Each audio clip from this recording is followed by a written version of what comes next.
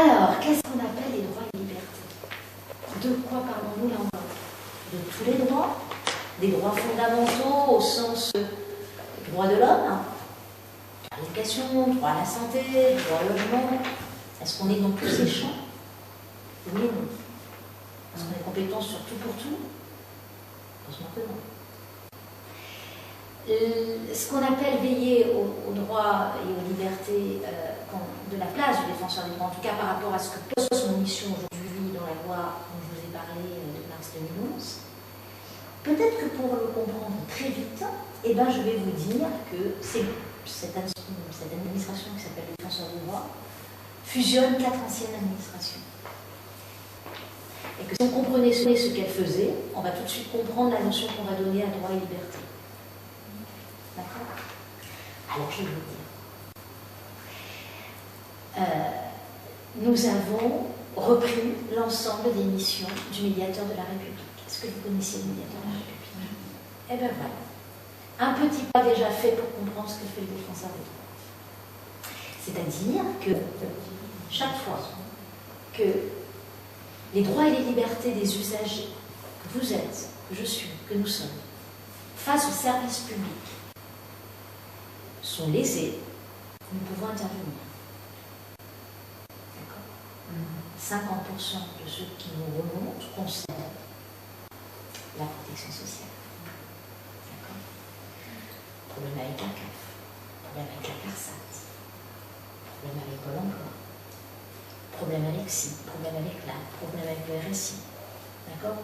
Ça peut être aussi des problèmes d'urbanisme, ça peut être aussi des problèmes de surendettement, ça peut être des problèmes de non-réponse de la justice, chaque fois qu'il y a un dysfonctionnement. D'accord? Et là, c'est intéressant parce que regardez ce qui est dit. Nous pouvons comprendre la notion de dysfonctionnement comme étant celle d'un préjudice personnel résultant d'un mauvais fonctionnement de l'administration. Par exemple, non, j'ai droit, j'ai un calcul de droit, j'ai droit à telle prestation familiale, il n'y a pas de souci. On me demande un premier papier, un deuxième papier, un troisième papier. Bon, on ouvre mes droits, puis tout d'un coup, on me dit ah non, vous n'aviez pas droit, il y a des indus. Voilà. D'accord? Cette vieille dame, je me souviens, qui avait une mime, qui décède, et du coup, paf, elle est radiée. Pourquoi? Parce qu'elle est morte. Ah non, je suis absolument morte. D'accord? Non, non, vous êtes morte. Je caricature, vous avez compris. Vous imaginez le parcours des administrations. D'accord? Et si vous êtes morte, vous avez quoi? Eh bien, vous n'avez plus rien. Vous ne percevez plus votre vieillesse. Vous n'êtes plus à la sécurité sociale. Vous n'avez plus. D'accord? Et là, s'engage un bras de fer avec l'administration pour faire comprendre que vous êtes une vieille dame, vous vulnérabilité du public, vous ne comprenez pas tout à tout, vous savez pas à qui vous adresser, donc ça dure un peu. Voilà, un exemple concret. Donc ça, c'est le préjudice de la personne face au service public. Mais aussi, on peut estimer qu'il y a fonctionnement non conforme de l'administration, même fondé en fait et en droit, si celle-ci ne prend pas suffisamment en compte la situation individuelle de l'usager. Exemple, par exemple, une mensualité trop élevée par rapport aux ressources. Ou si le principe de l'égalité de traitement des usagers n'a pas encore été respecté. D'accord? Ça veut dire quoi? Ça veut dire que défendre les droits et les libertés des personnes face au service public, c'est évidemment, il y a une règle, elle est mal appliquée, l'administration a fait une erreur, je vois à la réparer, mais là, ça peut vouloir dire, et curieusement, on va encore plus entrer sur les notions de justice sociale, quand on va parler de dysfonctionnement des services publics que quand on va parler de discrimination. On va plus parler d'équité quand on va parler de ces sujets-là que quand je vais vous parler de discrimination, où là je vais parler d'égalité. Et pas de n'importe quelle égalité, l'égalité du traitement. Et hop, on se dévie un peu. D'accord? Mais le défenseur de la compétence.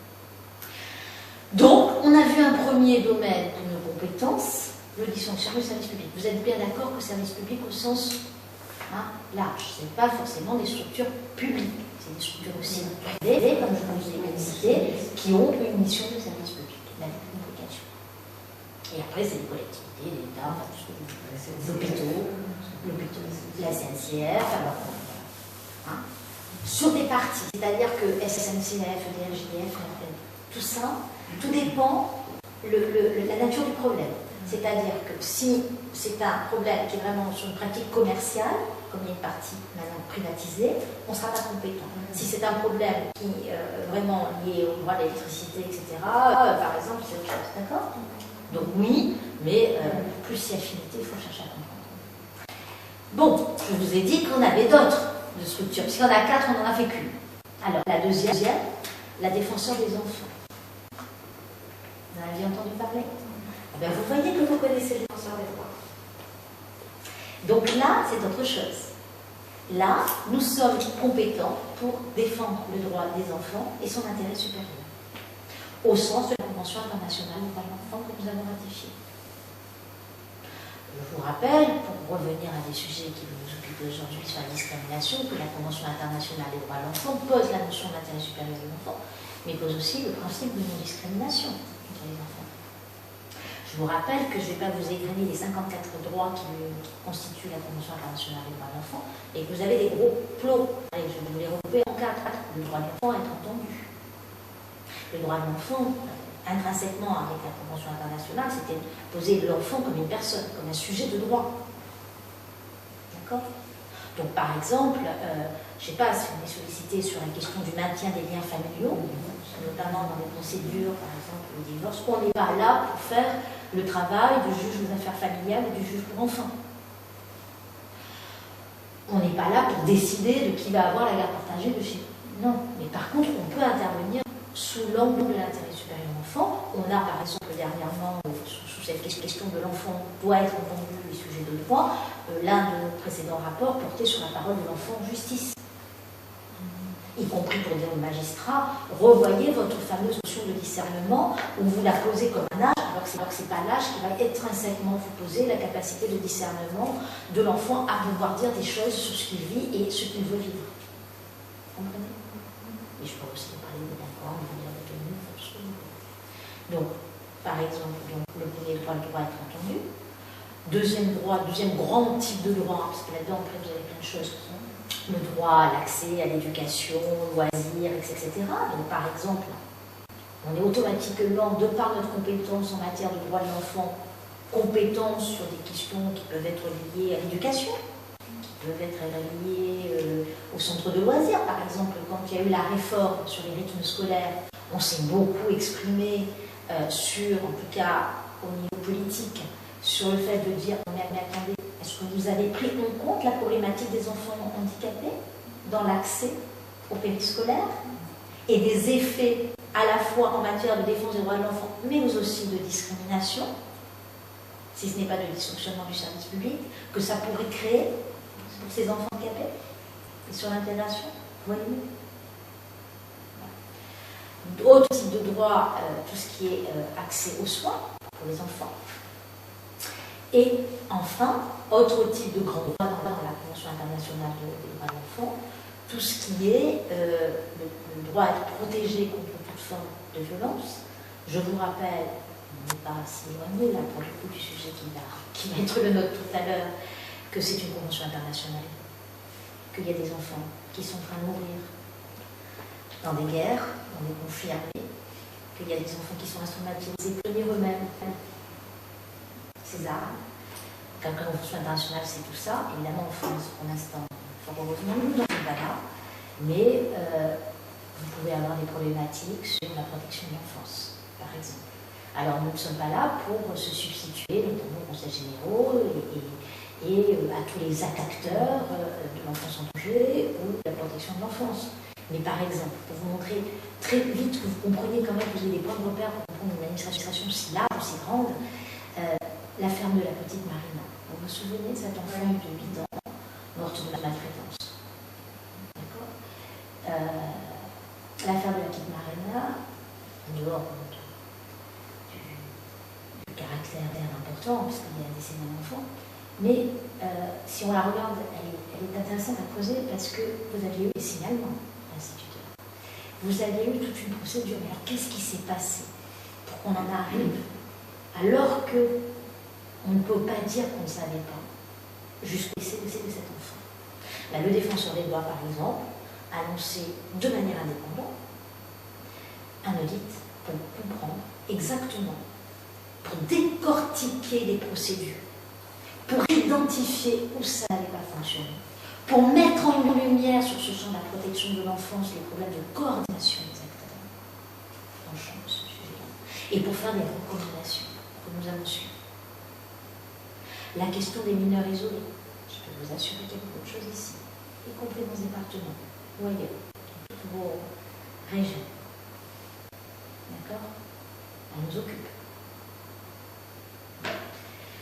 Par exemple, on a pu présenter nos observations face à un jeune qui allait être renvoyé au pays parce que les tests osseux disaient qu'il avait 19 ans, donc ensuite il y a eu une prise de décision du juge pour dire fin de son titre de séjour, on renvoie, alors que le test osseux disait entre 17 et 19 ans. D'autres tests osseux vous donnent des écarts entre 17 et 35 ans. Merci de l'information. C'est très discriminant, si ce n'est pas discriminatoire. D'accord? Et que dans ces cas-là, ce bénéfice doit avoir à l'enfant mineur. Le problème de ces enfants mineurs isolés pour l'accès aux droits sociaux. Le sujet est tellement vaste. Dysfonctionnement du service public, défense des droits de l'enfant. Médiateur de la République, défenseur des droits de l'enfant. Deux compétences fortes du défenseur des droits. Troisième compétence, évidemment, nous avons repris pleinement, entièrement, les compétences de la HALD. Donc, j'entends tout et son contraire. J'entends, ah mais la HALD va, non, la HALD ne va pas parce que la HALD n'existe plus.